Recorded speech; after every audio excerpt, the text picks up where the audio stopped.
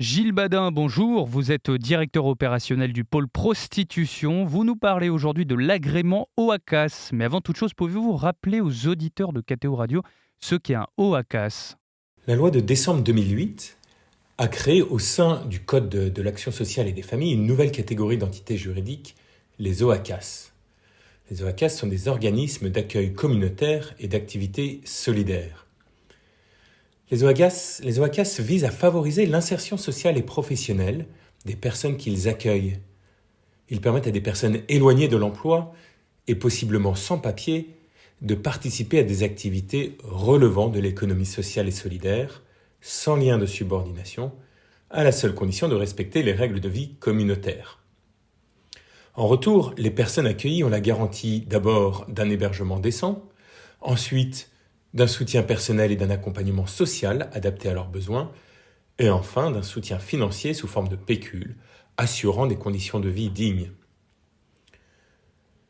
Chacun des OACAS suit des règles propres et n'entre donc pas dans le champ du droit commun des établissements sociaux et médico-sociaux, ni du Code du travail. Quels sont les ateliers OACAS de l'association Au Captif La Libération?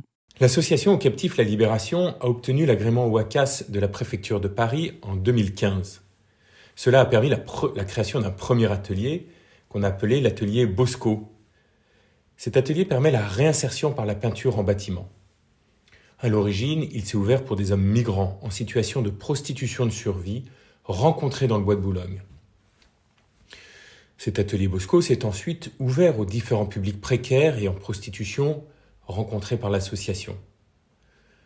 Cet atelier propose la rénovation de pièces de petite taille jusqu'à des grands appartements, voire même des paroisses. En 2023, les captifs ont accompagné en moyenne 7 compagnons.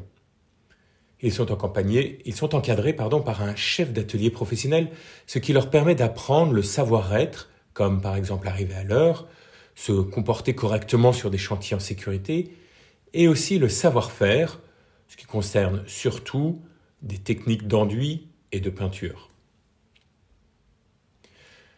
Alors, fort des résultats de cet atelier Bosco, nous avons créé en 2017 un deuxième atelier, toujours sous statut OACAS. Nous l'avons appelé cette fois-ci l'atelier Bakita. Cet atelier permet, lui, la réinsertion sociale et professionnelle par la couture. Il est installé dans la maison Bakita, qui est une maison du diocèse de Paris pour l'accueil des personnes migrantes. Là aussi, nous avons 7 compagnons, plutôt des femmes cette fois-ci, qui confectionnent soit des cortèges de mariage sur mesure, soit des commandes spécifiques pour des entreprises comme des pochettes d'ordinateurs, par exemple, et des petits cadeaux vendus sur des ventes de Noël ou sur notre site internet atelierbakita.fr. Dans les deux cas, le chiffre d'affaires couvre entièrement le pécule versé aux compagnons, mais malheureusement pas toutes les charges. Ces deux ateliers, Bakita et Bosco sous statut OACAS, sont des tremplins qui favorisent l'insertion sociale et professionnelle. Ces ateliers permettent donc aux compagnons de regagner leur dignité en quittant la prostitution et en participant à une activité rémunérée.